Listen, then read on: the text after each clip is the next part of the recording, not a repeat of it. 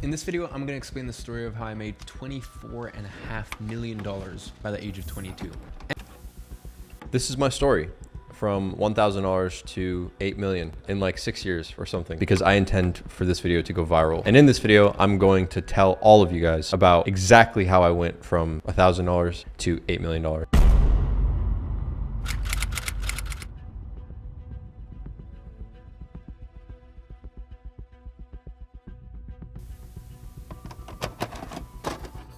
Hello everyone, welcome back to the channel, and today we're going to take a look at the greatest dropshippers on YouTube, discussing how they rose through the ranks and what makes them so special. First, let's take a moment to discuss what dropshipping actually is. Dropshipping, for short, is a term used for selling products that you don't actively have within reach of a physical touch.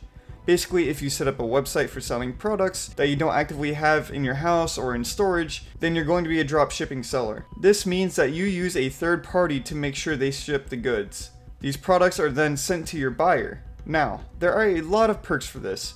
For one, it means you're going to be able to keep a wider range of items in your store. So let's say I am a hair care business and I could always keep hair dryers, I could sell shampoo, I could show everything that a normal store would sell, but I just wouldn't have it at my house, I wouldn't have the storage for it, I wouldn't have any of that. Now this might sound nice that you don't have to hold or keep the warehouse full of stuff before you sell it, but there's also a con though.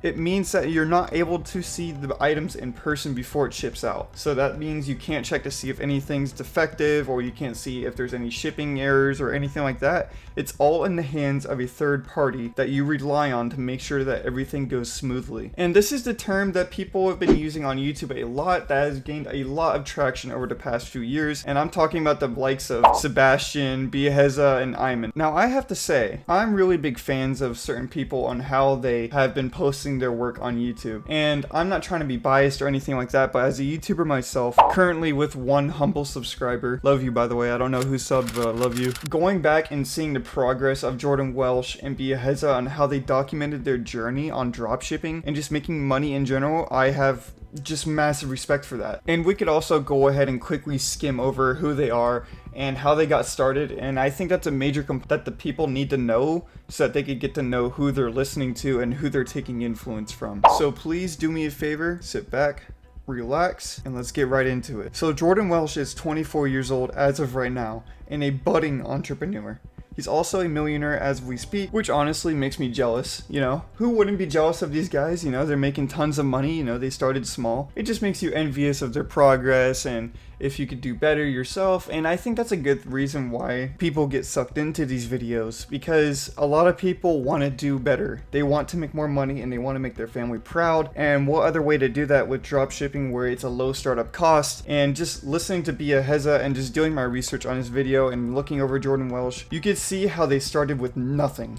I mean, hell, biaheza came over here from, I believe, Belarus, and he had like no money in his pocket. Family was barely even paying the rent. Over time, he just blossomed from feed pages, and then he integrated those Instagram feed pages into dropshipping, and just from there, it was just a big snowball. And the same could be said about Jordan Welch. He didn't really have that much money in the past. His family was struggling, and over time, he got more input with YouTube, and then locally, he got more inspiration from dropshipping, and then from there the rest is history. You know, it's just stuff like that makes other people relate to them, which is why I believe that a lot of people love watching these videos, and I could totally understand that. These three channels were selected for coverage because they are just some of the most relatable and because they offer some of the best advice. As you can see through these 4 successful stories, or 3 if you're counting Sebastian, there's a lot that you can accomplish through dropshipping.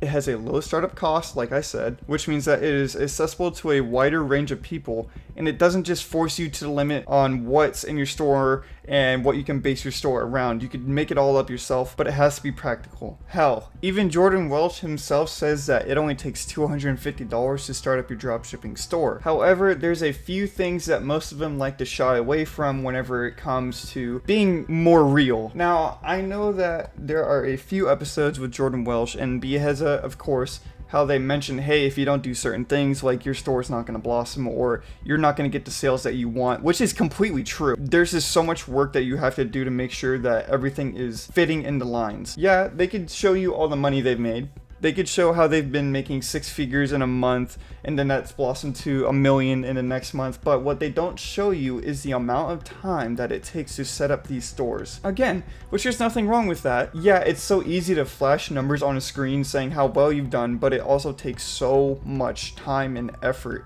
Like, you're going to fail so many stores before you find that perfect product, and that's going to be the one that finally skyrockets your business. I mean, and the proof is in the pudding. We could go back to Jordan Welch and biaheza, and we could see that they've been posting for months and upon years. And you can see how long it took them to get started and to finally win that good product that got them to where they are now. And then from there, they used that past experience to see what else would work. And like I said before, guys, it's completely real to make tons of money with dropshipping. It's not oversaturated like people say now. You could go to TikTok ads. I know back in the day it was Facebook ads that got a lot of people going, but now it's TikTok ads. Now because TikTok ads have such a low rate like Facebook's ads used to have. But I just want to be honest with you guys and shed some light on the fact that a lot of people are going to lose money at first. And if you're thinking about dropshipping and you're thinking about starting up a store, you're probably going to lose money at first. But just know that, like with every other business in the world, it takes time and it takes a process for you to get better at what you do, to learn what mechanics work,